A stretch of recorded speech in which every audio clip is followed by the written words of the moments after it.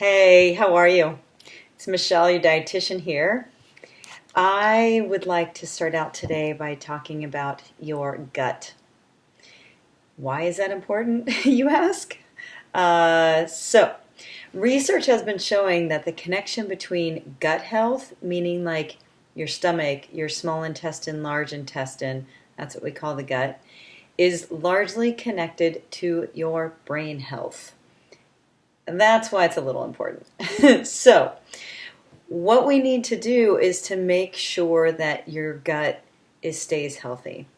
What happens, and the reason that it might not be healthy, is that we are so stressed out as a society.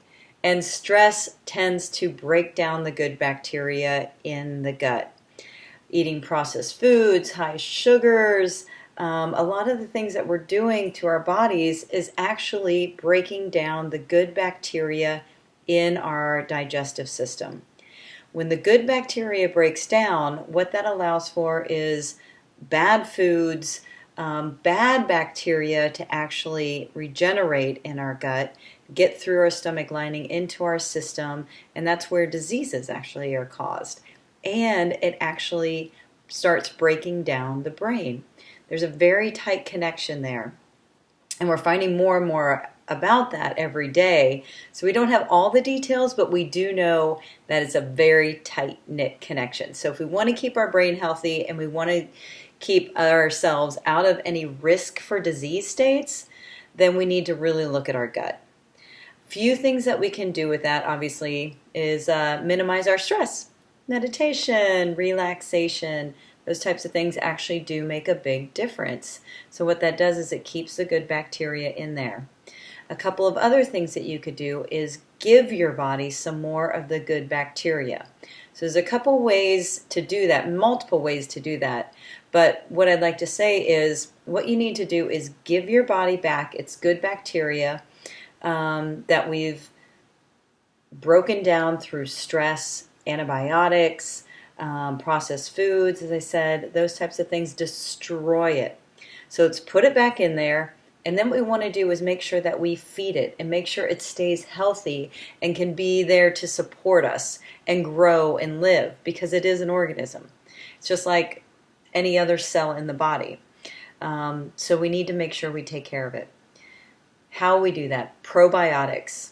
I'm a big fan of buying one over the counter, 80 billion live bacteria in there. Take one every day. Gives you that good bacteria back in there that you have destroyed, or medications have destroyed, or whatever it is.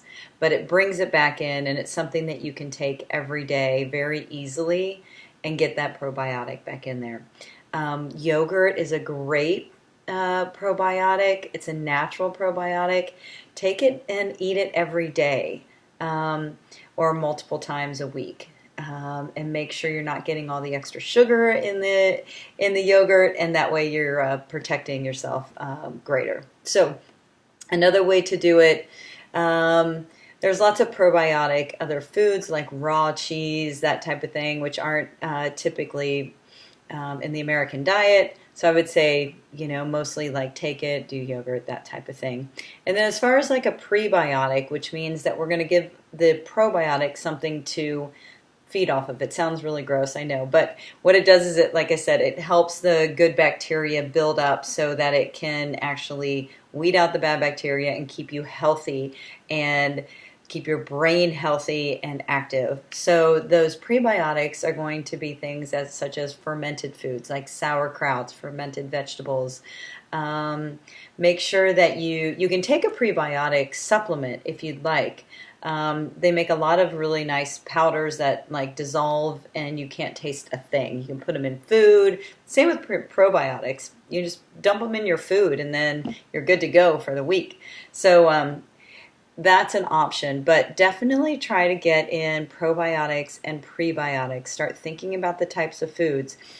Vegetables are fantastic probiotic and prebiotics. So get in as many different types of vegetables that you can. Asparagus are fantastic. Dark green leafies, I know I talk about them all the time, but they're amazing, amazing, not just for your liver, but for your gut.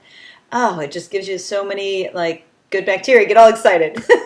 Anyway, check them out. Start looking at different foods as far as like prebiotic, probiotic, and you'll actually see a difference with the way that you feel in your gut, but also the way that your body responds to stress over time, and also hopefully will help get rid of like inflammation, your risk for cancer, different things like that, and your risk for Alzheimer's, dementia. We're keeping the gut and the brain healthy.